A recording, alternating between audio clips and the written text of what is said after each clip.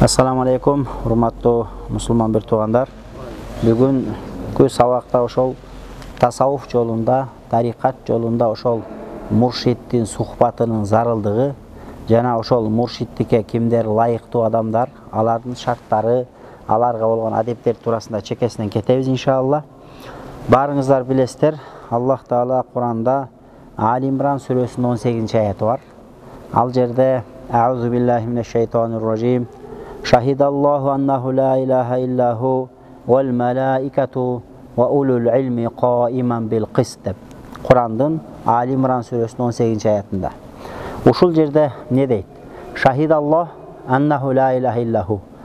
Аллах күбөлүк өтөт дейт. Эмне нерсеге күбөлүк өтөт десе, ла илаха иллаху. Ла илаха эч кандай сыйынууга татыктуу эч бир зат жок. Иллаху бир гана Аллах Таала деп Аллах өзү күбөлүк өтөт. Вал малаикату жана периштелер күбөлүк өтөт.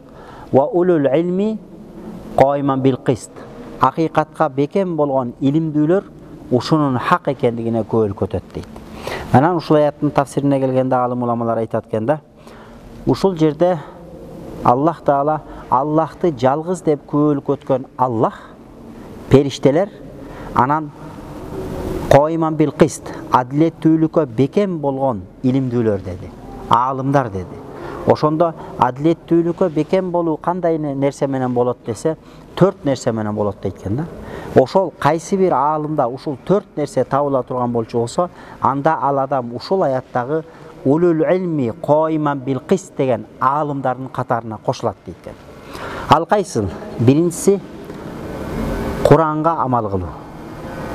Куранды карманып жашоо. Кайсы бир аалым Куранды карманып жашаса, экинчиси сүннөттү карманып жашоо.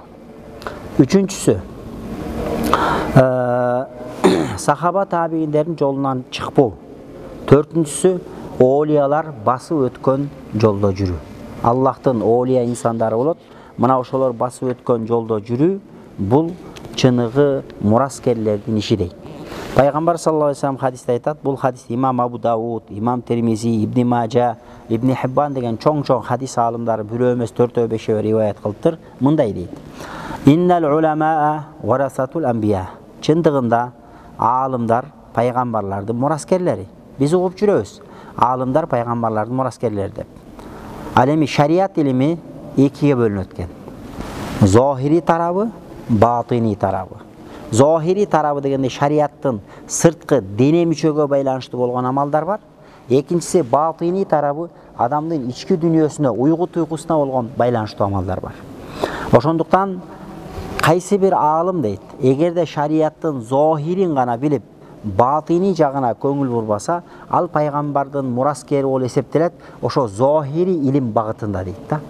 Ал эми кимдеки ошол зохири илимди дагы тышкы денеге байланыштуу болгон шариат илимдерин, экинчиси ички дүнүйөгө байланыштуу болгон шариат илимдерин экөөнүн тең биргелешип алып кетсе, анда бул адам пайгамбардын зохири дагы, батини дагы, тагыраак айтканда сырткы дагы жана ички дүнүйөлүк байлыгын өзүнүн ошону ишке ашырган болуп эсептелет дейт да. Ошондуктан карасаңыздар, хадисти ушинтип тафсирлептир да хадисте. Аалымдар пайгамбарлардын мураскорлору. Иннал анбия лам юаррису динаран вала дирхаман. Анан пайгамбарлар эч кандай алтын күмүш мурас калтырган эмес. Иннама варрасу ал илм. Аалымдар булар, пайгамбарлар булар не илимди мурас калтырган. Фаман ахада бихи, кимдеки ушул илимди кармап калган болчу болсо, ахада бихаздин вафирин, анда чоң олжону кармап калыптыр деди. Демек пайгамбардан калган нерсе бул илим экен. Кимдеки ушул илимди кармап кала турган болчу болсо, Аллахтан берилген эң бир улуу нерсеге эришкендигинин жыйынтыгы болот дейт да. Эми ушул жерге келгенде пайгамбардын мурасын алгандар кимдер десе, асхабу хаулайл улама саласатун. Ошо пайгамбардын мурасын алып калгандар булар 3 түргө бөлүп атат бул жерде. Мына китеп жазган алым мындан 500 жыл мурун өтүптүр. Фас деп азыркы Марокко тарапта ошо жашап өткөн алым экен. Өзү ушул акыйда боюнча, хадис боюнча, тафсир боюнча, фикх боюнча, тасаввуф боюнча чоң бир алым болгон экен. Ана ошол алым ушу китебинде айтып атат да. Демек, чыныгы ошо пайгамбардан мурас алып калган алымдар кимдер десе, биринчиси хадис алымдары. Екіншісі асхабул фиқхи вал усул, фиқ илимин жана усулул фиқ илимин, акида илимин билгендер дейт. Үчүнчүсү ас-суфияту, ошол тасаввуф жолун кармагандар, булар пайгамбардан мурас, ошол мурасталгандар дейт да. Хадисте пайгамбар саллаллаху алейхи вассалам айткандай, демек исламдын тышкы бети жана ички бети бар. Кудум эле могу кийимдин ички бети, сырткы бети болгон сыяктуу, исламдын сырткы бети, ички бети бар дейт. Бул сырткы бети намаз окуу, орозо кармоо, Алла Тааланын айткандарына моюн сунуу. Ал эми ички бети болсо, бул адамдын жүрөгүнө тиешелүү болгон амалдар деп атат да. Ошондуктан кайсы бир аалым эгерде шарият болуп эсептелет сырты менен эмес, шариаттын баалуулугу, биздин мусулмандардын шариятыбыздын баалуулугу анын ичибиздеги көркөмдүктө. Ошондуктан имам Бахаудин Накшбанд айтат экен, биздин бул жолубуз, биздин Накшбандия тарикатыбыздын башы да деп, ортосу да деп, аягы да деп. Адеби жок жер болбойт дейт да. Ошондуктан илгертеден бизде каныбызга сиңип калган кыргызда бул ислам десе, мусулман десе, ыймандуу десе, бул адептүү, акылактуу, эч кимди алдабаган, эч кимге зыянын тийгизбеген мусулман деген элде бир жөнөкөй, бир жатык, бир түшүнүк калыптанып калган да. Демек, исламдын баалуулугу жөн эле намаз окууда эмес. Намаз окуп коюп уурлук кылсаң не пайда? Намаз окуп коюп киши өлтүрсөң не пайда? Намаз окуп коюп наша ичсең, наша чексең не пайда? Намаздын, бул мусулманчылыктын, шариаттын баалуулугу сырткы көрүнүштө эмес, ички дүйнөнүн аруулугунда, тазалыгында. Ошондуктан имам Газали рахматуллахи алейхи айтат, буга жери бир нече жолу айтканбыз.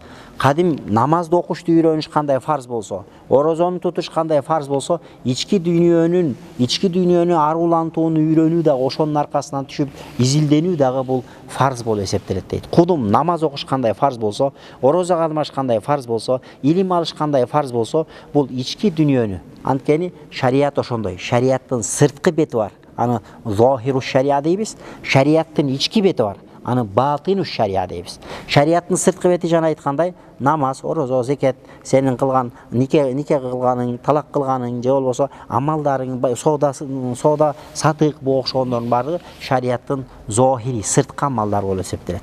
Ал эми шариаттын ички бети бул эмне десе, шариаттын ички бети ошол ички дүйнөдө дагы толугу менен Аллахка, пайгамбарга, шариатка моюн сунуу.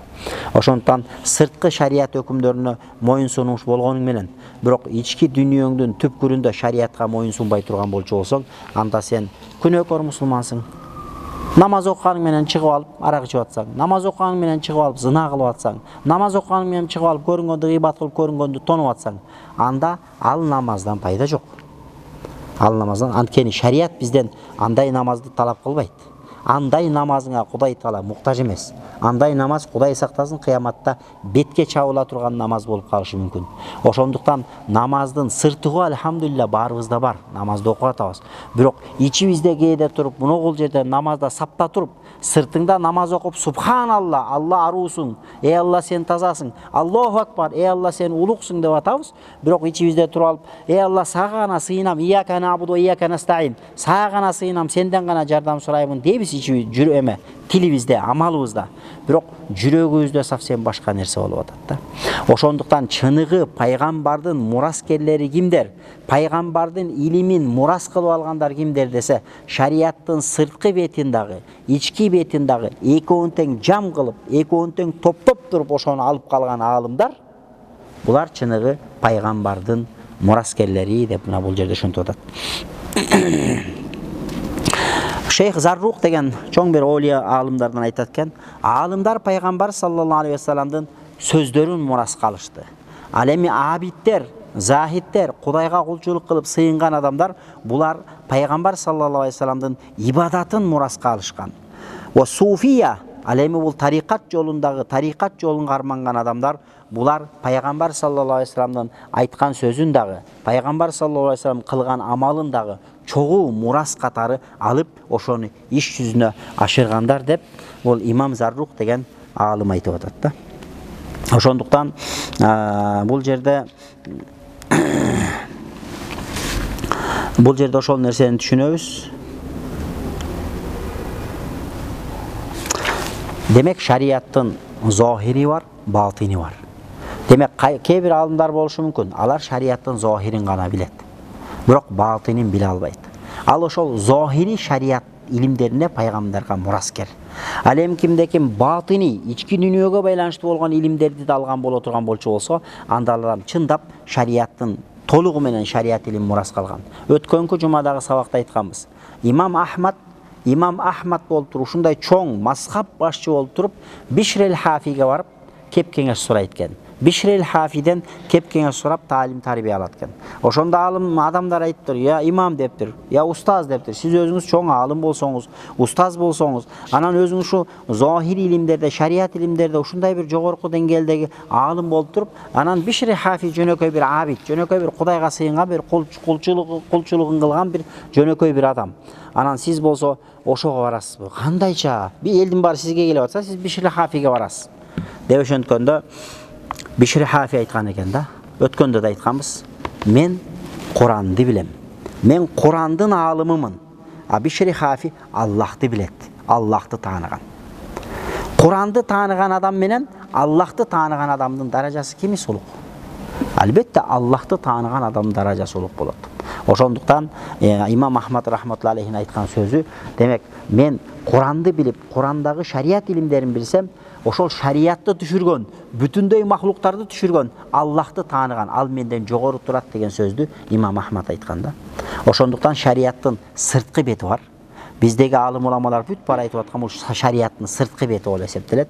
Ал эми шариаттын ички бети, шариаттын негизи, маани, маңызы, каймагы бул тасаввуф болуп эсептелет. Бул тарикат болуп эсептелет.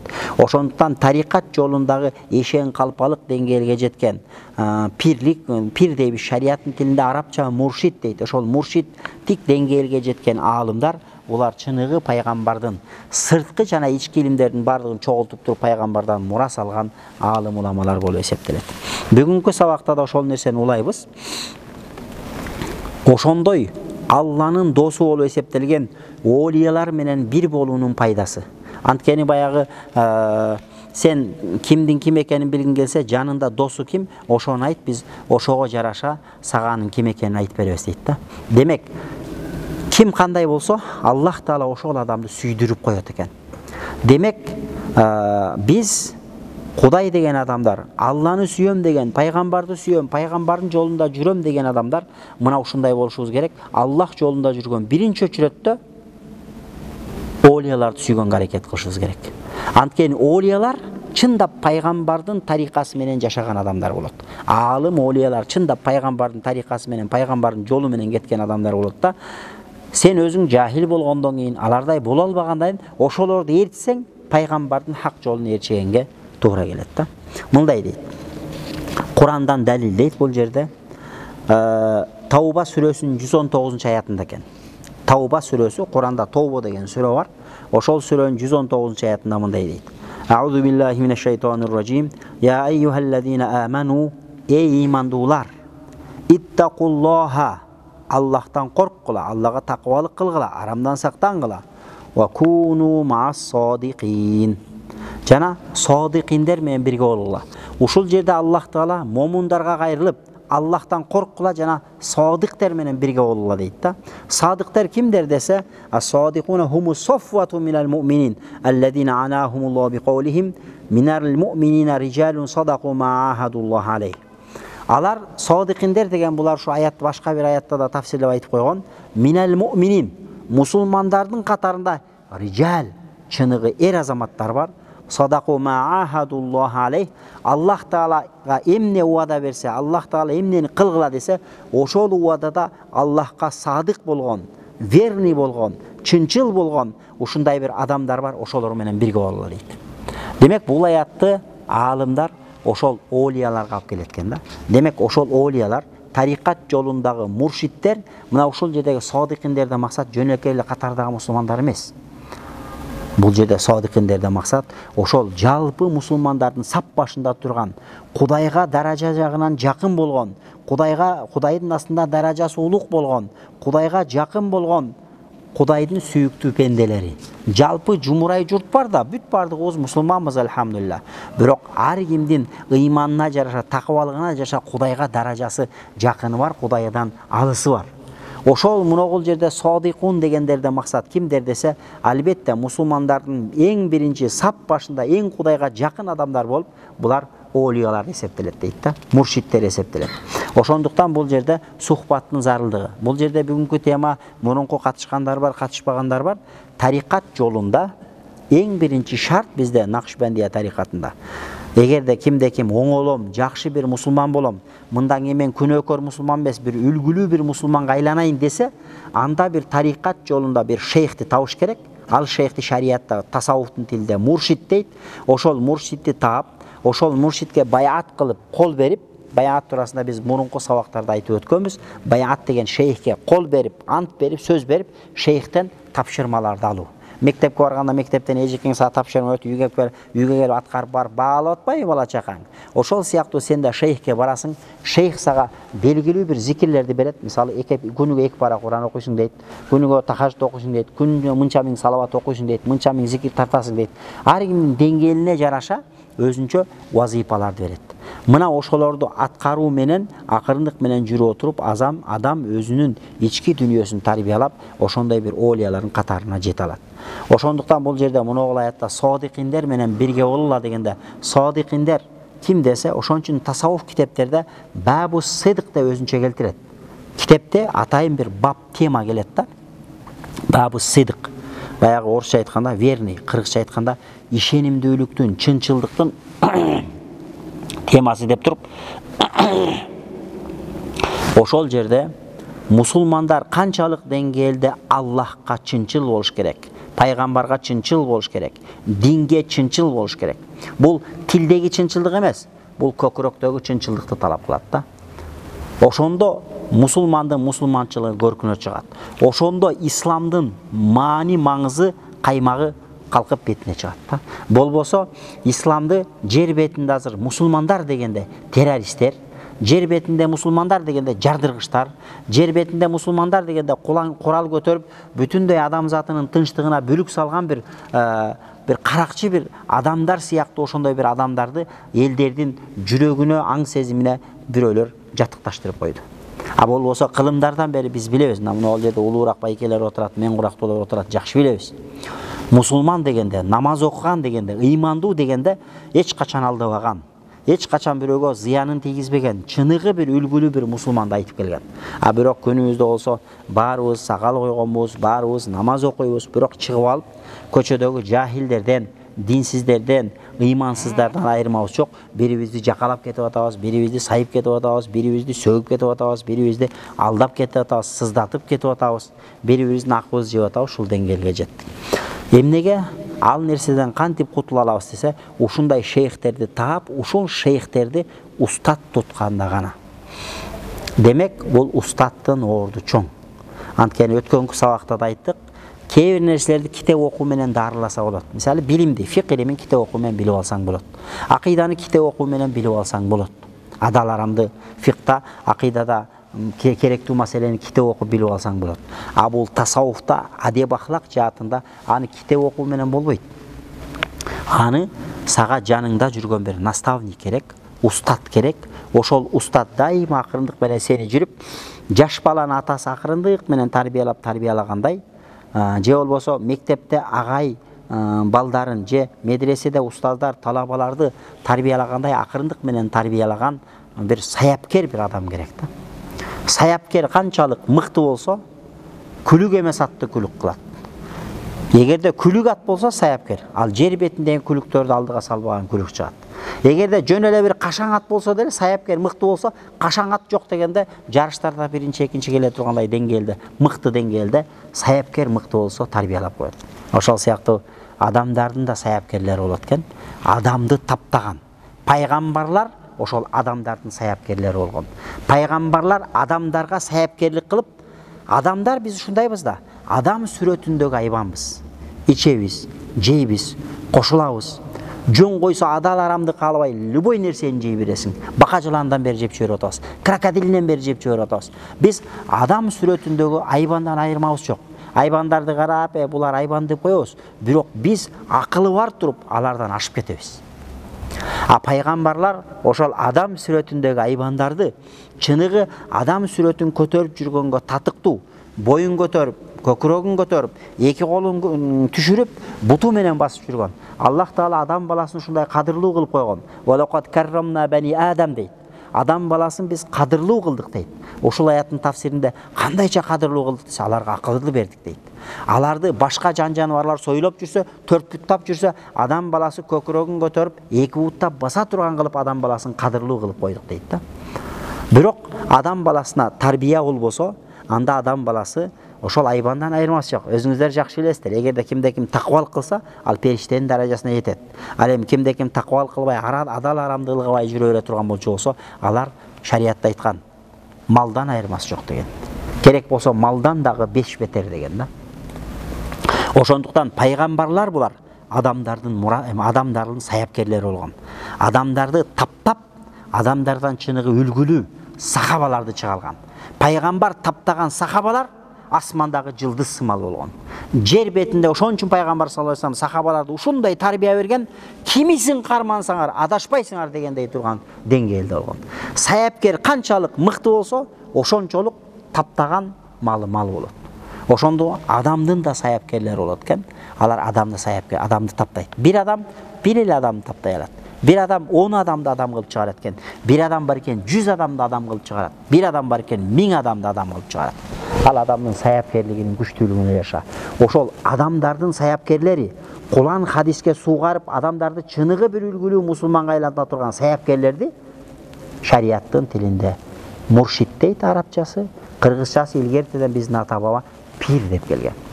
Пир, же болбосо эшен, калпа деген сөздөрдүн бардыгы ошол адамдардын саяпкерлери болгон. Мусулмандарды таптап, мусулмандарга такыбалыкты үйрөткөн, Алла жолун үйрөткөн адамдар болгон. Мына муногул жерде аятта Тоба сүрөсүнүн 119-аятында эй имандуулар, Аллахтан корккула дагы садыкындар менен бирге болула дегенде, садыкындар ким десе, булар Аллах жолунда Аллах деп жашаган адамдар, Аллахты сүйгөн адамдар. Булар ким десе, алымдар айтат? Олиялар дейт да. Андан кийин карасаңыз аятта, кийинки аятта аузу биллахи минеш шайтанир ражим. واصبر نفسك مع الذين يدعون ربهم بالغداة والعشي يريدون وجهه ولا تعد عيناك عنهم تريد زينة الحياة الدنيا ولا تطع من أغفلنا قلبه عن ذكرنا واتبع هواه وكان أمره فرطا. Ушул жерде дагы пайгамбар саллаллаху алейхи вассаламга таалим болуп атат. Эй пайгамбар дейт, сен нафсиңди сабыр кылып, ошол Аллахка эртели кеч Аллахка сыйынгандар менен бирге бол деп бул жерде асхабу суффаны айтып атат. Пайгамбардын учурунда суффа деп коет. Суффа дегенде мечиттин жанында бир навес деп койсок болот азыркы тил менен. Навес болгон. Ошол жерде навесте дүйнөнү тарк кылган, өзүн Алла жолуна арнаган сахабалар болгон. Ошондо алар дүниесі жок болгон, байлыгы жок болгон, үй жайы жок болгон, өздөрүн Алла жолуна арнап толку ибадат менен болгон сахабалар болгон. Аллах Таала буйрук кылып атат: "Эй пайгамбар, сен ошолор менен сабыр кылып бирге бол." Алар эртелигеч Аллахка ибадат кылат. Алардын көздөгөнү Аллахтын ыраазылыгы деп атат да. Демек бул жерде пайгамбарга айткан насааты бул жалпы мусулмандарга айткан дейт. Демек сен ушундай Алла жолуна өздөрүн арнаган адамдар болот. Ар бир доордо, ар бир кылымда Аллах жолуна өзүн курбан кылган адамдар болот. Ошол адамдар менен бир бол дейт. Алардан дүниөнүн кызыкчылыгын көздөп, алардан жүзүңдү бура көрбөгүн. Анан жүрөгүнө биздин зикирден бөлүп койгон, биздин зикирден ажыратып койгон кээ бир адамдар, жүрөгүндө гафилдик каптап калган кээ бир адамдар бар. Өзүнүн нафсисинин жетегине кирип кеткен адамдар бар. Андай адамдарга эч качан ээрчибегин деди. Аллахтын буйругу гафилатта жүргөн, Кудайды эстебеген, акыретти эстебеген адамдарга жолобо деди. Тетиринче Алланын ыраазылыгын көздөп, өзүн Алла жолуна сайып койгон адамдар менен бирге бол деди. Бирок биз могул жерге келип, мечитке келдик, даватка келдик. Өзүбүздү Алла жолуна сайып койдукпу? Десе, ооба, Алла жолунда жүрөсүң. Бирок сен Алла жолунда жүргөнү менен сен пока үйрөнчүксүң. Сен саяпкерлик деңгээлге жеткен жоксуң. Муногул аяттан максат ал өзүн Аллах жолуна арнаган чыныгы адамдардын саяпкерлери бар. Ошолор менен бирге бол. Ал эми жүрөгүн гафлет каптаган адамдардан алыс бол деп Аллах Таала Куранда айтып атат. Каф сүрөсүнүн 28-аят. Андан кийин аятта Лукман сүрөсүнүн 15-аятында экен. Лукман сүрөсүнүн 15-аятында мындай дейт.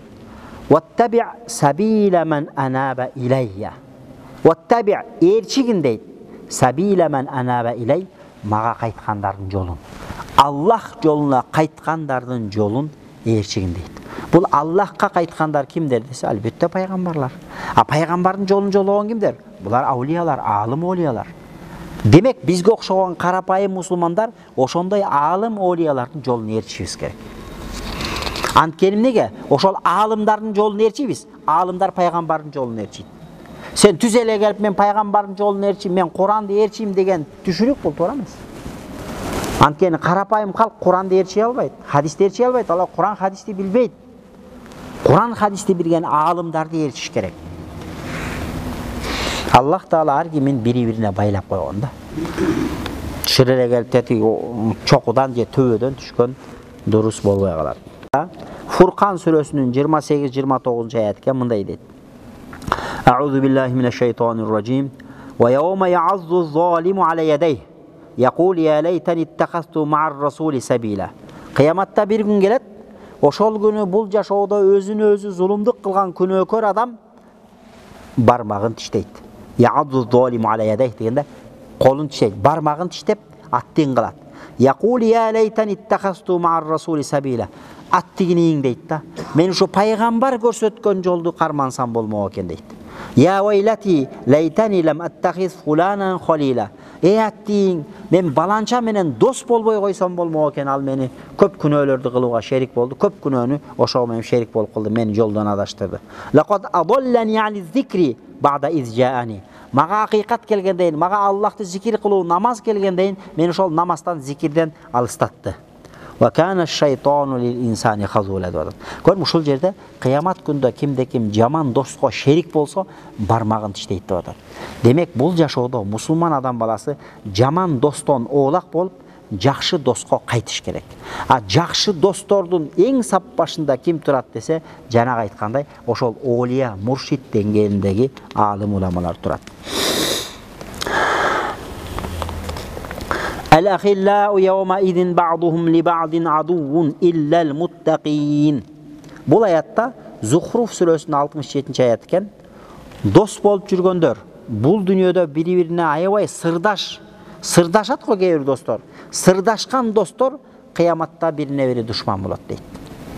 Illa al-muttaqin, бир гана таквалыкта сырдашкандар, алар бирине-бири душман болбойт. Бул дүйнөдө досуң көп да, бирок ошол достор бирине-бири душман болот экен кыяматта. Эгерде таквалыкта дос болбосо, күнөөдө дос болбосо, бул дүйнөдө биригип алып урлук кылгандар, биригип алып арак ичкендер, биригип алып туура эмес жолго алгандардын бардыгы кыяматта бирине-бири душман болот экен. Бир гана ушул дүйнөдө ким менен таквалыкта дос болсо, анданын пайдасы болот экен да. Ошондуктан таквалыкта сен таква адамдар менен дос бол. Ал эми таква адамдардын сап башында кимдер турат десе, албетте олиялар турат. Анткени бул жашоодо пайгамбарлар, пайгамбардан кийин сахабалар, сахабалардан табииндер, табииндерден таба табииндер, таба табииндерден кимдер десе, алымдар жана олиялар болот.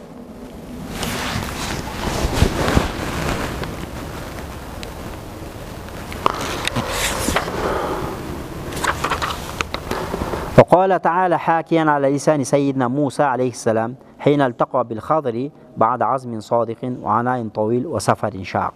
هل أتبعك على أن تعلمني مما علمت رشدا قال إنك لن تستطيع معي صبرا.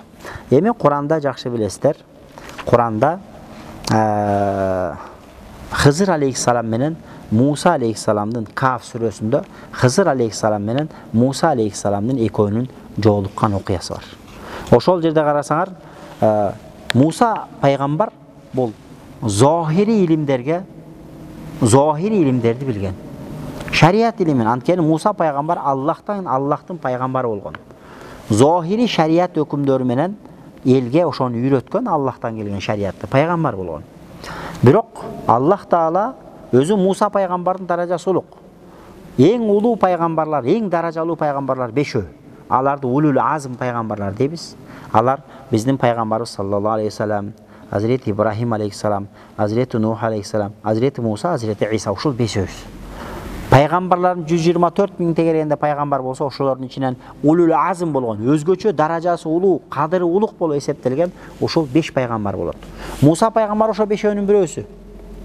Бирок жанагы жерде Муса пайгамбар келди дагы, Хызыр алейхиссалам менен жолукту, кыйналды, издеди. Анан жолуккандан кийин могул аятта айтып атат. Сен мени менен хал аттабика ала ан туаллимани минна улимта рушта дейт. Айтып атат.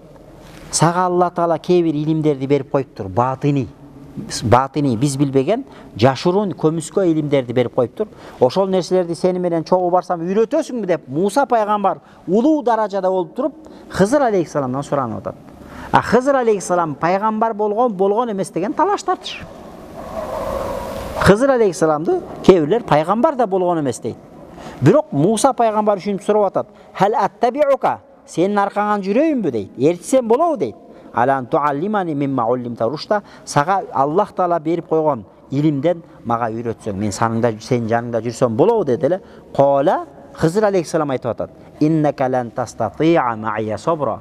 Сен мени менен сабыр кылып жүрө албайсың го деди. Жок, мен сабыр кылып жүрөм деди. Куранда кыссасы келет узун. Экөө кемеге түшөт, кемени жарып салат. Анан Муса пайгамбар таң калып айтат. Хызыр алейхиссалам, сен неге буну жарып салдың? Булар сага жакшылык кылса, сен байкуштардын кемесин жыртып салдың. Бир жерге барды, жаш ымыркай баланы өлтүрүп салды. Наристени. Эмнеге өлтүрдүң? Бул сага эч кандай жамандык кылбаса, күнөө кылбаса деди. Анан үчүнчүсүндө жанагы кулайын деп калган дуалды, тафсирде келеткен 25 метр жер, 25 метр дуалды, кулайын деп калган дуалды көтөрүп тургузду. Алар болсо коноктобой койду. Бирок жамандык кылганга жакшылык кылды, жакшылык кылганга жамандык кылды. Ана Муса пайгамбар чыдабай кетип этегинде айтканда, сен эмне кылып атасың деген. Анан ошондо Хызыр алейхиссалам айткан, мен сага айтпадым беле. Мен кылган нерселерге сен түтүп тура албайсың, чыдабайсың деп туруп, анан ошол болгон окуялардын жандырмагын айтып берген. Ошол жерде көрдүңбү? Муса пайгамбар билген эмес, бирок Хызыр алейхиссаламга Аллах Таала билдирип койгон. Дуалдын астында алтындын жатканын билдирген. Жанагы жаш баланын чоңойсо, ата-энесинин мусулман ата-энеси болгон, мусулман ата-энесин капыр кылып динден чыгышына ошол баланын себепчи болуп каларын билген. Жана зулум падыша келип жана кайыгы бар деп кайык менен күн багып жүргөндөрдүн кайыгын бүтүнүрөөк кайыктарды кичине түзүгүрөөк кайыктарды тартып алып аткан экен, ошону жарып салган. Аны тешип салгандан аны көргөн да бул жыртык неменин кереги жок деген, кийин өздөрү жашнакай алып жама алганда ошо менен окатын кылган да. Бул деген сөз кээ бир илимдер бар, зохири илимдер, шариаттын сырткы илимдер. А кээ бир илимдер бул сыр болгон илимдер. Буну Аллах Таала кээ бир адамдардын жүрөгүнө салып коет. Булар кимдер? Булар олиялар. Ошондуктан бул ачыктан ачык Куранда ушул нерсеге далил болуп эсептелет. Демек, ар бир адам өзүнүн жашоосунда, бул жашоодо бир жанагы айтып өткөндөй бир мыкты бир саяпкерге муктажбыз. Ал саяпкерсиз биздин ишибиз кыйын. Мана 20 жылдан бери намаз окуйбуз, 30 жылдан бери намаз окуйбуз, 15 жылдан бери намаз окуйбуз. Бир күнү намазың жакшы болуп калат, бир күнү тетири кетип каласың. Бир күнү намазыңды зорго мойнунан байлаган иттей окуйсуң. Өзү негизи 20 жылдан бери намаз окуган адам уже көкөлөп калыш керек эле. Уже бир топ деңгээлге жетип, такыбалык кылып, уже бир топ деңгээлге жетип, Кудайдан коркуп, кайра огош бетер такыбалык күчөш келе, керек эле. А бирок биздин ибадаттар күндөн күнгө жөн эле адатка айланып баратат. Адат, эч кандай баягыдай ый жок, баягыдай таасирленүү жок. Окусаң окуйсуң, окубасаң зарыл эмес дегендей дагы бир көз караштар болуп атат. Бунун бардыгы эмне? Бунун бардыгы ошол нерсенин жаныбыздагы жакшы бир бизге кыямат акыретибизге себепчи боло турган, жакшы такыбалыбызга себепчи боло турган жан шериктин жоктугу. Ошондуктан бул тасаввуф жолунда, тарикат жолунда сухбату шейх. Сухбату шейх деген ошол такыбалык жолдо сага шерик болуп, сени колуңдан жетелеп ошо такыбалык жолду басып өтө турган жол бул сайры сүлүк жолу. Тасаввуфта сайры сүлүк деп айтылат. Мисалы үчүн сен мектепке кирсең 1-класстан 11-класска жери сен окуучусуң. Ошол сыяктуу эле тасаввуф жолунда сен шейхке кол бергенден баштап олиялык деңгээлге жеткен аралык 10 жылбы, 15 жылбы, 20 жылбы ошол аралыкта басып аткан ошол жолдо кетип бараткан адамдарды сайры сүлүк жолунда дейт. Сайры сүлүктү тамам кылгандар булар уже олиялык деңгээлге жеткенде сайры сүлүк бүттү деп айтылат. Мисалы университетте деле бир бала медресеге барып кирсе же ислам окуу жайына кирсе, университетке кирсе, 1-курстан баштап 4-курс же 5-курска чейин студент болот. Ошол сыяктуу сайры сүлүк жолунда кимдер десе, сайры сүлүк деген эмне десе, сайры сүлүк деген бул таквалык жолдо ошол олиялык жолго бет алган адамдар. Качан олиялык жолду тамам кылып, бүт бардык амалдарын аткарып, жүрөгү тазарып, жүрөгүндө Аллахтын нуру отуруп калганда, Аллахтын зикири орноп калганда, ал адам ошо сайры сүлүктү бүтүргөн болуп эсептелет экен. Кыяматка жакын пайгамбар саллаллаху алейхи ва саллям хадисте айтат го. Адамдар чыгат, Куран окуйт. Муногул алкымынан тараки деген нерде айтат. Ушундан нары көздөй Куран өтпөйт дейт. Тилдеринде зикир чала бересиң, субханалла, субханалла 100 000 жол чаласың. Бирок тилиң менен эле бияка өтпөйт. Куран окуйсуң, бияка өтпөйт. Азыр биздин окуган зикирлер, биздин Курандар сиздерди билбейм, биздики ошондой эле. Кыяматка жакын ошондой үммөт чыгат, алар намаз окуйт, зикир тартат, алардын тилдеринде болот, жүрөгүн өтпөйт деген. Ал эми шариатта билесиздерби? Бул тасаввуф жолунда зикир адамдын жүрөгү зикир кылат. Адамдын жүрөгү кадимкидей зикир кылат. Аллахтын зикири жүрөгү зикир кылган адамдын жүрөгү нур болот. Анткени зикир болгон жерде нур болот дагы. Бая жүрөгүндө күнөө кылганда так болуп точка так болгондун бардыгы зикир тартылган сайын ал тазарып отуруп жүрөгүң нур болот. Жүрөгүң зикирге толот. Жүрөгү нур болгондо нур болгон жүрөккө анан шайтандын васвасасы кире албайт. Анан сени шайтан азгырбай калат. Сенин оюңа жада калса, эч кандай арам ой келбей калат. Демек сен только жакшы гана, шарият рухсат берген гана амалдарды ойлоп каласың. Сенин оюңа эч качан арам ой келбейт. Демек сен пайгамбардын чыныгы үммөтү болдуң. Сен эми дуа кылсаң дуаң кабыл, намаз окусаң намазың кабыл, садака берсең садакаңды Алла үчүн кыласың, рия кылбайсың, бирөөгө кеңеш айтсаң Алла үчүн кыласың. Бүт жашооңдун маңызы Аллах үчүн болуп калат. Азыр шундай, бирөөгө 1000 сом садака кылсаң, 3 күн довольный болуп жүрөсүң да, мен бүгүн кыйраттым. Демек бул неге? Биз дагы чийкибиз. Биздин нафсибиз али бушелек. Биздин нафсибиз али тарбияга келелек.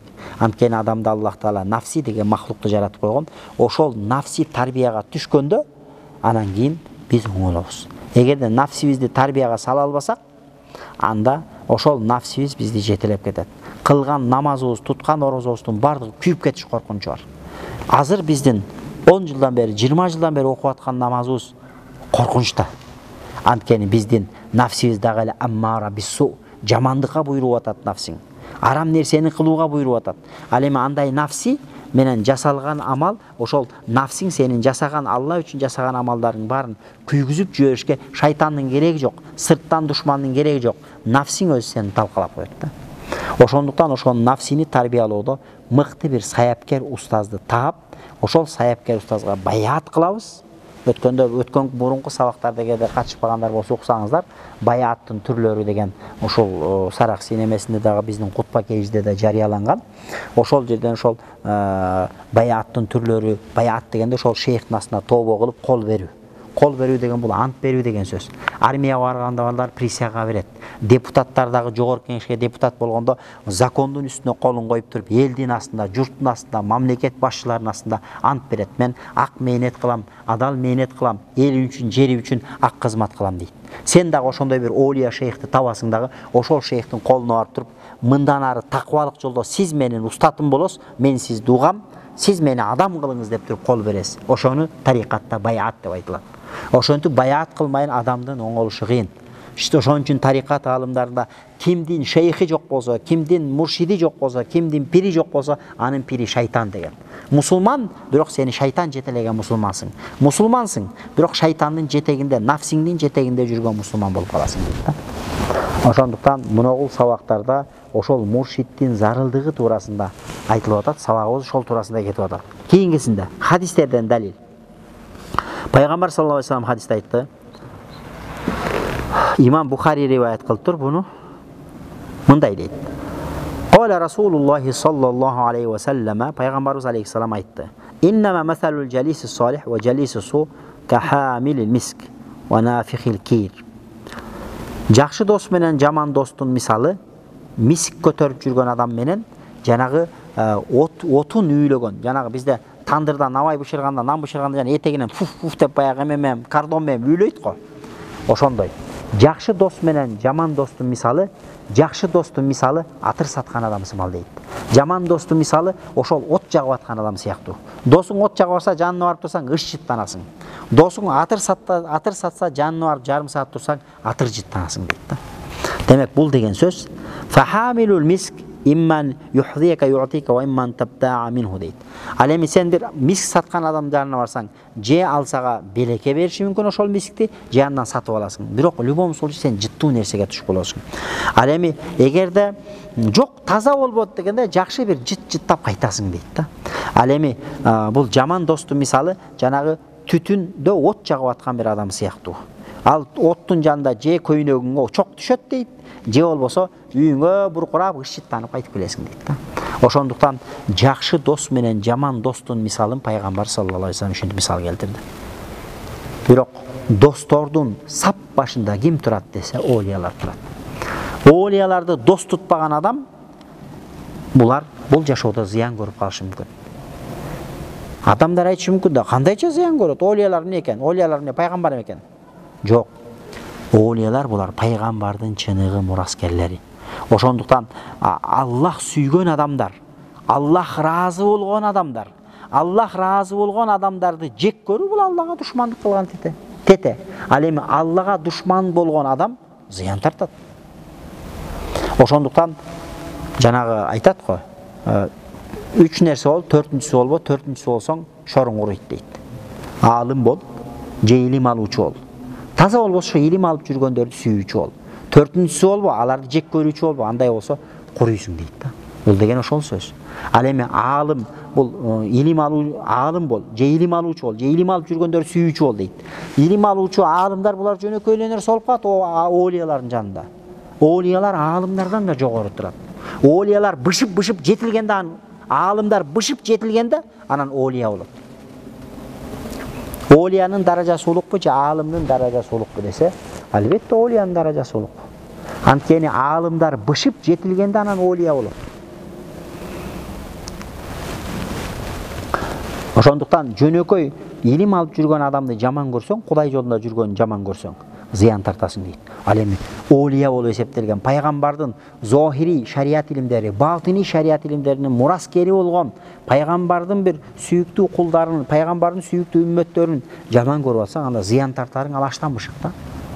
Ошондуктан олияларды сүйүшүбүз керек. Олияларды махабат кылышыбыз керек. Анткени Куранда да Алла Таала шариятта дегеле адамзатынын исламдын тарыхында алымдардын бардыгы олияларга кызмат кылып, олияларды сүйүп келген. Анткени олиялар ошол пайгамбардын сахабаларынан кийинки ошол табииндерден кийинки эле деңгээлде турган эң кадырлуу адамдар ислам шариятынын назарында. Булар олиялар болуп эсептелет.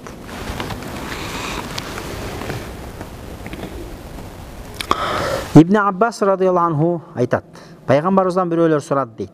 Биздин досторубуздун кимиси жакшы болушу мүмкүн? Кандай дос бул жакшы дос деп сурады дейт. Ошондо пайгамбар саллаллаху алейхи вассалам айтты: "Мен заккаракумуллаха ру'ятуху." Бир досуңду көрсөң, аны көргөндө сен Кудайды эстесең, анда ошол дос жакшы дос. Ва зада фи илмикум мантиқуху. Ал сүйлөсө сенин илимиң зыяда болуп турса, ал сүйлөсө аны уккан сайын сенин шарият илимиң көбөйүп турса, мына ошондой дос бул жакшы дос. Ва заккаракум фил ахирати амалуху. Жана анын кылган амалдары сага акиретти эстетип турса, мына мындай дос жакшы дос деди. Ал эми мындай дос ким болушу мүмкүн десе, көптөгөн достор бар, бирок эң башында бул олиялар турат туугандар. Ошондуктан бул жерде айлантып келип эле ошол нерсени айтып атат. Кимде ким оңолом десе, кимде ким чыныгы бир үлгүлүү бир кыяматта пайгамбар менен чогуу боло ала тургандай деңгээлде, тозоктон кутула тургандай деңгээлде бир чыныгы Куран сүннөт менен жашаган бир мусулманга айлангысы келсе, анда Куран сүннөт менен жашап келген олияларды кармаш керек. Ошолордун этегин кармап, ошолордун этегине жармашыш керек. Сен өзүңчө жакжаңдап жүрүп бейишке кире албайсың.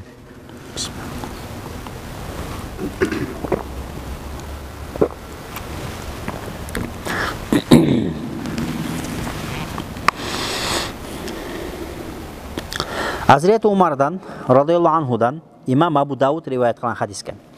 Peygamber sallallahu aleyhi ve sellem aytdı. İnne min ibadillah la unasan ma hum bi anbiya ve la şuhada. Adamların arasında bir adamlar var. Alar peygamberler emas. Alar şehitler emas. Bирок kıyamatта al adamlarga peygamberler da şehitler dağı suqtanışat. Antkeni al adamların darajası kıyamatта uluk bolot deydi da.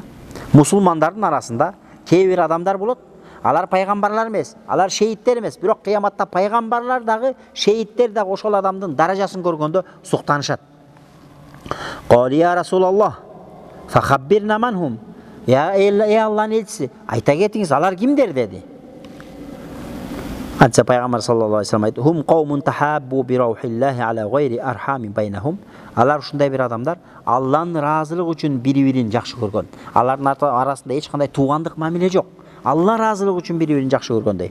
Wala amwal yataatawnaha. Жана алардын акчасында акча маселеси жок. Кейде bir adamlar var. Акча üçün бирөөнү жақсы көрөт. Акча üçün бирөөгө сүйүп мамиле кылат, кошомат кылып мамиле кылат. Bir adamlar var. Алар ушундай дейт, анын туугандыгы жок. Бирок экөө бири-бирин Алла жолунда жақсы көрөт. Андан агаласа бересеси жок, бирок Аллах жолунда жақсы көрөт. Fa wallahi, мына мындай адамдар Аллах Таала античип айтамын, инна вужухахум ла нурун. Мындай адамдардын жүздөрү нур болот. Ва иннахум ала нур. Алар нурдун үстүндө болот. Ва ла яхафуна иза хафан нас. Алар кыяматта адамдардын бардыгы күнүм эмне болот деп кыяматта адамдардын бардыгы күнөөсүн ойлоп коркуп турганда аларга эч кандай коркунуч болбойт. Ва ла хум яхзанун иза хазана нас. Кыяматта адамдардын бардыгы өкүнүп турганда аларга эч кандай өкүнүч болбойт. Деп туруп, анан Пайгамбар саллаллаху алейхи ва саллям муну аятты окуду. Ала билип койгула. Инна аулия Аллах. Чындыгында Аллахтын оолиялары, Аллахтын достору, ла хауфун алейхим. Аларга бул дүйнөдө эч кандай коркунуч болбойт. Ва лахум яхзанун. Кыяматта аларга эч нерседе өкүнүч болбойт деди. Демек, мындан биз эмнени түшүнөбүз? Ошол ушундай адамдар бар экен, кыяматта аларга элдин бардыгы суктанат. Алар Аллах жолунда сүйгөн. Демек, сүйө аласыңбы? Жөнөкөй мусулманды сүйсөң ушундай болот экен. Демек, бир оолияны сүйө турган болчу болсоң, анда оолияны Аллах жолунда оолиялык даражага жеткен адамды сүйгөн иншалла кур калат. Ошондуктан Аллах жолунда сүйгөн бир оолия адамдарды сүйгө Кудай тавфик берип койсо, бул сонунда.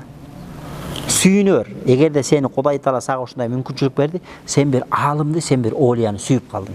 Ашык болуп калдың. Ошого суктанасың. Кудайдын берген анда алхамдулилла деш керек.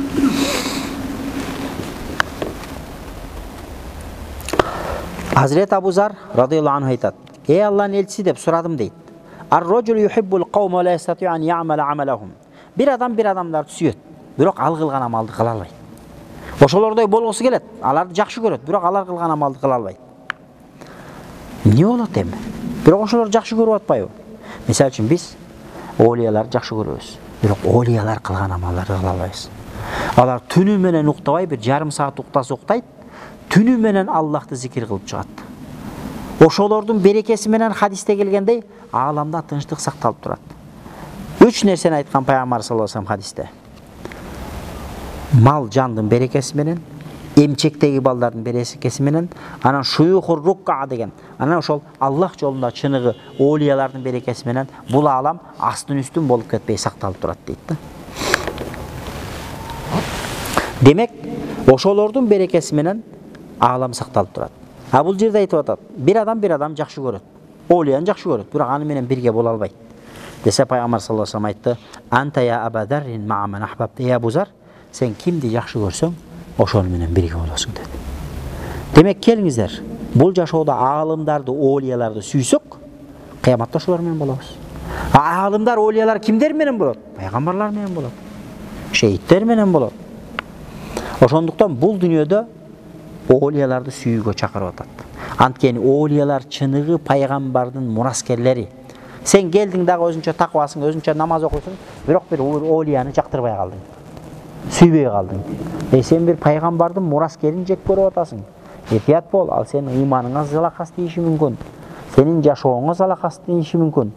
Аллахтын оолиясын жек көргөн адам бул дүйнөдө жашоодо жарбайт, акыретте дагы абалы оор болуп калышы мүмкүн. Ошондуктан Аллахты жана Аллахтын оолияларын сүйүү бул бакыт. Құдай Таala бізге ошондой оолияларды сүйүүнү насип кылсын.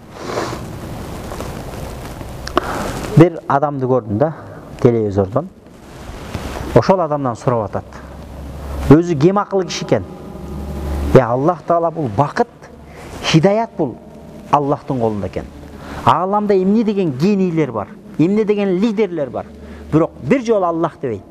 Бир жолу пайгамбарга салават айтпайт. Бир жолу Аллах досторун сүйүп койбойт. Үч уктаса Кудай менен иши жок дейт го кыргызда. Ошондой адамдар бар. Бая кем акылы киши экен. Акылы кем да? Анан сурап атат. Жүрөгүңдө ким бар десе? Жүрөгүңдө ким бар? Десе, устазым бар дейт. Жүрөгүнө Аллахтын досу болгон устазынын махабатын киргизип алыптыр. Жүрөгүндө Аллахты сүйөт экен. Ошондуктан тасаввуф жолунда, бул тарикат жолунда эң биринчи аль-фана фи шейх. 4 нерсе бар. Аль-фана фил ихван, аль-фана фи шейх, аль-фана фи расул, аль-фана филла. Ушул 4 этапты тарикат жолунда адамдар басып өтөт. Биринчиси аль-фана фи шейх. Шейх үчүн любой нерсеге даяр болуу. Ошол устазың, ошол оолия киши сен үчүн аялыңан, балаңан, ата-энеңен бүтүндөй адамдардан сен үчүн жакын адам болуш керек. Анткени сени тозоктон куткаруучу ошол. Пайгамбар аркылуу себепчи, негизги себепчи ошол. Андан кийин аль-фана фил ихван. Мусулмандар үчүн жан курбан кылууга даяр болуу. Анан кийин ушул этаптарды басып өткөндөн кийин ана аль-фана фир расул, пайгамбар үчүн курбан кылуу, жан курбан кылууга даяр болосуң. Анан 4-үнчүсү фана филла, фана билла. Алла үчүн өзүндү. Бул уже адамдар мындай деңгээлге жеткен адамдар, уже булар оолия болуп калган адамдар болот. Ошондуктан жанагы адамдар ошентип сурап атат да, жүрөгүңдө ким бар десе, мен ошону уккандачы, мен жүрөк зырп этип кетти да. Жүрөгүңдө ким бар десе, устазым бар дейт да. Ушундай баягы өзү кем акыл жинди экен да. Кем акыл, бирок Аллах Таала хидаят берген, Аллахтын досун бир оолияны сүйгүзүп койгон. Ал адам бул дүйнөдө жинди, бирок иншалла акыретте ал жаннаты. Сен бул дүйнөдө генийсиң, акылдуусуң. Эч кимди тоготпойсуң. Бирок өлсөң эртең тозокко түшүшүң мүмкүн. Анткени же Аллахты сүйбөйсүң, же Аллахтын досун сүйбөйсүң, же Аллахтын пайгамбарын сүйбөйсүң, же Аллахтын динин сүйбөйсүң. Наузу билла. Ошондуктан мына ол жерде ошон үчүн Азирет Абу Зарга айтып атат. Биз кээ бир адамдар сүйөбүз, бирок алар менен чогуу боло албай калып атпайлыбы? Десе, пайгамбар саллаллаху алейхи ва саллям айтты: Абу Зар, сен кимди жакшы көрсөң, ошо менен бирге болосуң dedi.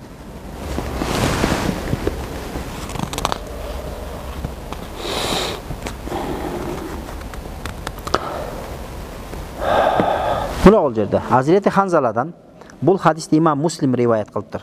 Сахихи Муслимде келет экен. Тауба китебин карасаңыздар, китабу Таубада Сахих Муслимде келет экен. Азирети Ханзала деген сахаба болгон го. Бир күнү Абу Бакыр Сыддык мага жолугуп калды дейт. Анан айтты дейт: Ханзала кандайсың? Эмне кылып атасың деди эле. Мен айттым дейт: курусун, Ханзала мунафык болуп бүттү. Бизде эле экен абалдарычы. Ханзала кандай? Иман жакшыбы? Десе, Ханзала Кудай өзү сактасын, мунафык эле болуп калды дейт экен да Азирет Ханзала. Анча Азирет Абу Бакыр Сыддык айтат экен: Субханалла. Койсоң, сен эмне деп атасың? Өзүңдү мунафык деп атасың. Культу наку анса Азирет Ханзала айтып атат. Мен айттым дейт. Пайгамбардын жанына барабыз. Пайгамбардын жанына барганда бейишти айтат, тозокто айтат. Куддум бейиш тозокту көз менен көргөндө ыйманыбыз күчөйт. Зат менен якинибиз күчөй эле болбой калабыз. Пайгамбардын жанынан чыккандан үйгө келип, аялыбызды эркелетебиз, балабызды эркелетебиз, анан тигини кылабыз, буну кылабыз, акча эсептейбиз, дүнүйө эсептейбиз. Баягы пайгамбардын жанында отурганда таква Ханзала жок дейт да. Абу Бакыр Сыддык айтты: Аллага ант ичип айтамын, менде да ошондой болот.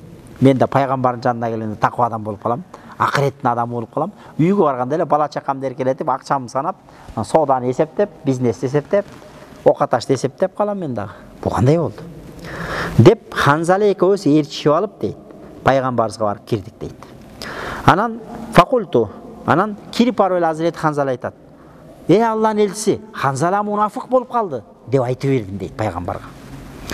Пайгамбар саллаллаху алейхи ва саллям: эмне болуп кетти дейт. Анса мен айттым дейт: Алланын элчиси, сенин жаныңа келгенде тозок бейишти айтасың. Кудум тозок бейишти көргөндөй, көз менен көргөндөй ыйманыбыз күчөп, жыргап калабыз. Сенин жаныңан чыгып кеткенден кийин үйгө барабыз, аялды эркелетебиз, баланы эркелетебиз, анан көп иштерди жасайбыз дагы, көп нерсени унутуп калабыз уже. Акырет менен ишибиз болбой калат, дүйнөнүн кишиси болуп калабыз. Деди эле пайгамбар саллаллаху алейхи вассалам айтты: "Валлади нафси биядихи", менин жаным колундагы затка касам ичип айтамын.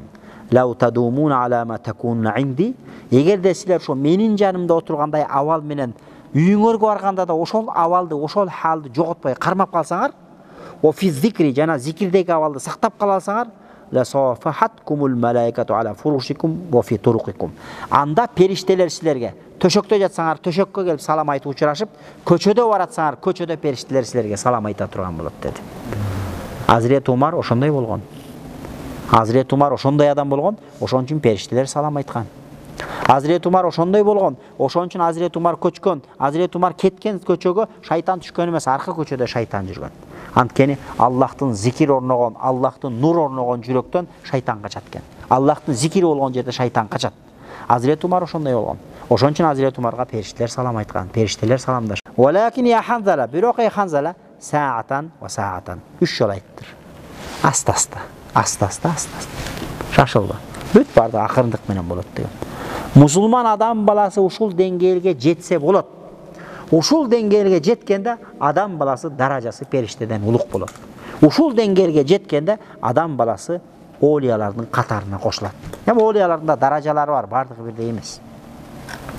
Демек, ушундай адамдар бар, ошол адамдарды сүйүү бизди ошолордун жолун жолдоого алып келет.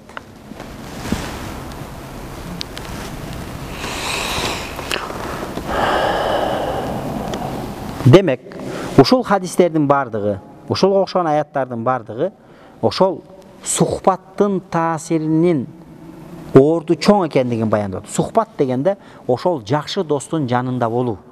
Ошол менен чогуу жүрүү. Эң жакшы дос ким десе, бул алым, олия, устаз болуп эсептелет. Васаруха фин нуфус, жананын адамдын нафсине да таасири өтө зор болот. Жанадагы бул практикалык адам өзүнүн ички дүйнөсүн тарбиялоодогу практикалык негизги жол болуп эсептелет.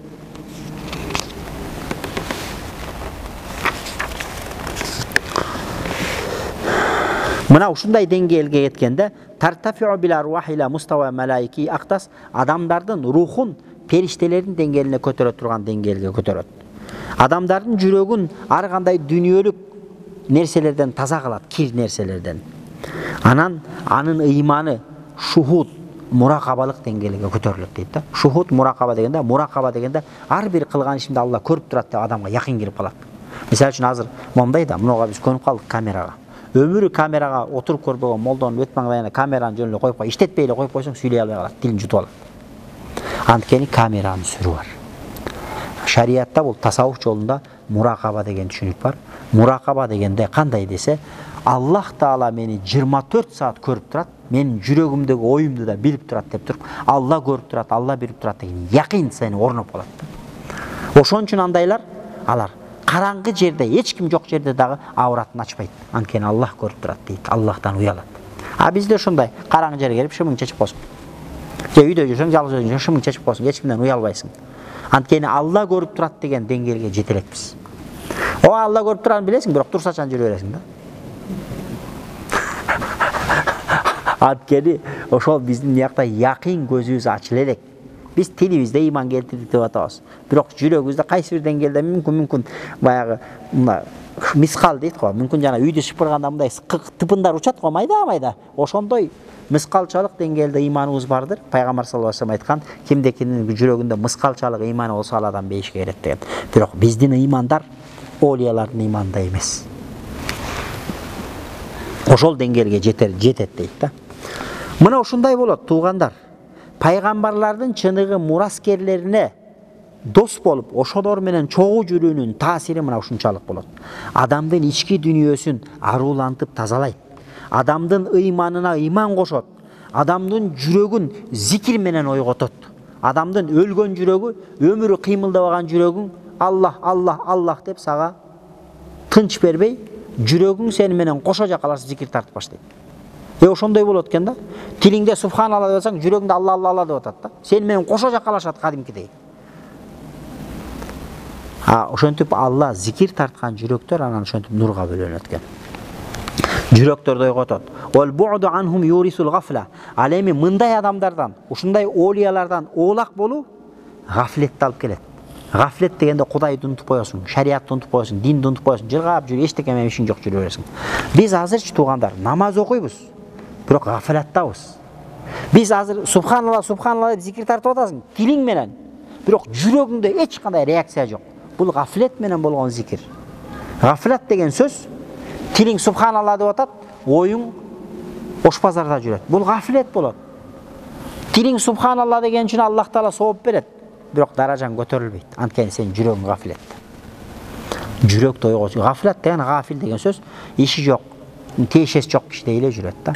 Сен тилиң субханалла деп атат, тилиңде Куран окуп атасың, аманар расулу бима унзила илейхи деп. Бирок жүрөгүңдө эч кандай реакция жок. Өлүк да. Демек бул гафил жүрөктөр. Кимибиздин жүрөгүбүз кандай өзүбүзгө маалым туугандар. Ошондуктан ошол жүрөктү иштетиш керек. Жүрөктү ишке салыш керек. Жүрөк ойгонуш керек. Жүрөк Аллахтын зикирин кылып калыш керек. Накшбандия тарикатында Накшбанд деген. Эмнеге дегенде ошол Аллах деп зикир тарта бергендиктен Бахаудин Накшбандтын жүрөгүнө Аллах деп жазуу дана көрүнүп калган экен. Ошон үчүн Накшбандия тарикаты деп айтылган себеби ошондон. Накш деген сүрөт деген сөз. Банд дегенде печат урулган. Аллах деген сөз жүрөгүнө печат болуп кадалып калган да. Ошондуктан Бахаудин Накшбанд болгон. Ошондуктан биз Накшбандия тарикатын карманабыз. Демек, мындай олиялардан оолак болуу гафлетти алып келет. Ваншигал калби бит дуния. Сен уже дүнүйө менен алек болуп баштайсың. Акырет сен үчүн биринчи орунда эмес. Последний местада турат да. Сен колуң бошоп калса анан мечитке келесиң. Колуң бошобосо мечитке убакыт жок жизнь. Бул уже дүнүйөнүн аркасынан түттүң. Сен гафлетке кетип атасың. Ва майлуху ила матаил хаят заила. Анан дүнүйөгө кызыгып аркасынан түшүү дейт. Эми убактыбыз барбы? Же кийинки сабакка калабы? Таң канчада экен? 55 экен. Муну жетишибизче бир аз айтып берейин. Эми аалымдардын, факih, фукахалардын, мухаддистердин ушул сухбаттын, олия устаздын жанында болуунун зарыл экендиги туурасында хадис, фикх аалымдарына айткан сөздөр. Ибн Хаджар аль-Хайсами деген чоң аалым өткөн. Якул шейх, ол устаз, аль-факih, фикх илиминде да аалым болгон, ол мухаддис, хадис илиминде да аалым болгон. Ахмад Шихабуддин Ибн Хаджар аль-Хайтами аль-Макки, Ибн Хаджар аль-Макки деп коет буну. Өзүнүн Аль-Фатава аль-Хадиса деген китебинде айтат экен.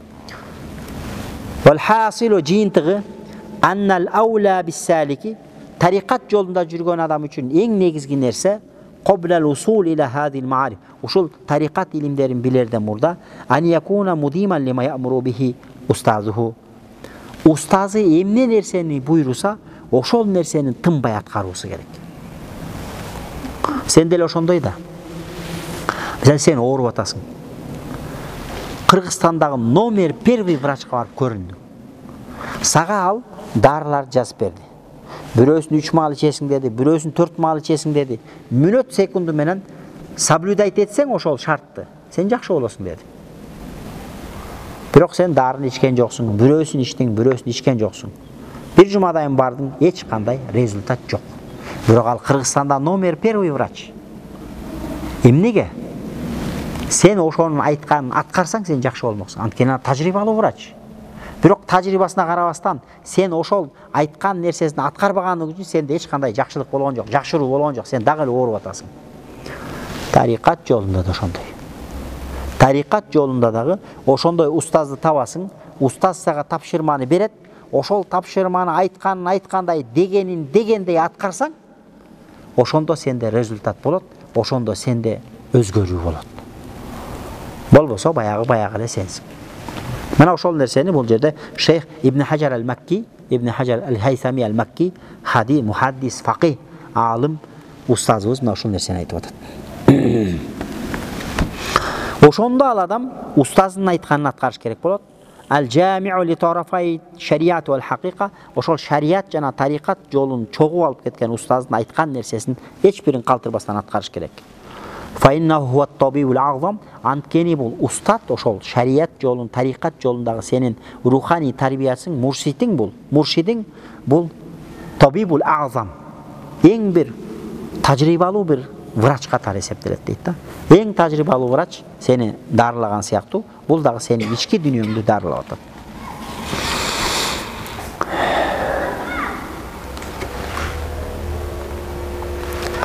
Менин апам бар. Biz үйдө 12 бир тууганбыз да. Мен 12-чимин. Апам мындан 5-6 жыл мурун ооруп калды. Анан Бишкекте баарыбыз чакырды, төшөккө жатып калыптыр. Аябай абалы оор. Анан бүт бир туугандар бияктан чогулуп бардык, тияктан, бияктан иши бир туугандар чогулуп бардык. Барсак, апам жатат. Анан бир врач бар. Ал өзү зубтехник. Тиш доктор да. Бирок канча жылдан бери Союздун учурунда окуган, Союздун негизи кадрлары күчтүү го, мыкты врач. Айылда зубтехникчи, ал любой оорун дарылай берет. Айылда ошондой го, баарыбыз эле айылдыкпыз го. Анан баягы жездем үйүндө болчу. Анан эжемдер алып келип апам текшертсе, тамырын кармап туруп, 2 өпкөсүнүн учуна суук тийген деген да. Бирок рентгенге тартып көргүлө деди. Анан биз бардык айылга. 6-чы базар күнү иштебейт экен бизде рентгендер. Анан базар күнү анан кийин машинеге салып алып апардык. Апарып текшерсек, Кудайдын кудурети, рентгенде точно ошол анализ чыкты. 2 өпкөсүнүн учуна суук тийиптир. Тажрыйба да. Тажрыйбасы бар врач бул ошол компьютердей эле. Ошол сыяктуу мына тарикат жолунда дагы тажрыйбасы бар устаздар болот. Алар сени көрүп, сени менен сүйлөшүп, сенин бир-эки күлгөнүңөн, өзүңдүн движенияңан, өзүңдү алып отурганыңан эле сенин жүрөгүң кайсы деңгээлде, оорусу серьезнойбу, же орточобу, же жаңы башталып келаткан оору билет да, кантип дарылашты билет. Ошондой устаздар болот. Мына ошондой устаздарды пирлер дейт. Мына ошондой устаздар анан элди тарбиялап, адамдын жүрөгүн тарбиялайт. Анан субханалла мен таң калдым да, билимейм. Эмне деген өзү тиш доктор болбосо. А бирок бар орун көрөт. Анан дары жазып берген, ошонун дарысын менен кийин жакшы болуп кетти.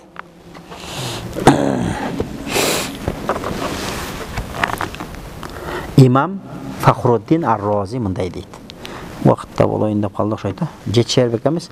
Имам Фахруддин Ар-Рази өзүнүн тафсиринде, Фатиха сүрөсүнүн тафсиринде мындай дейт экен да.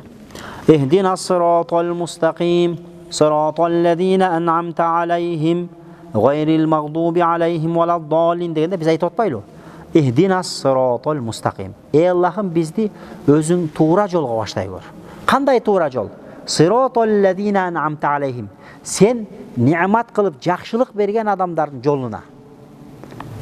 Dedi. Алар кимдер десе, алар башка бир аятта келет.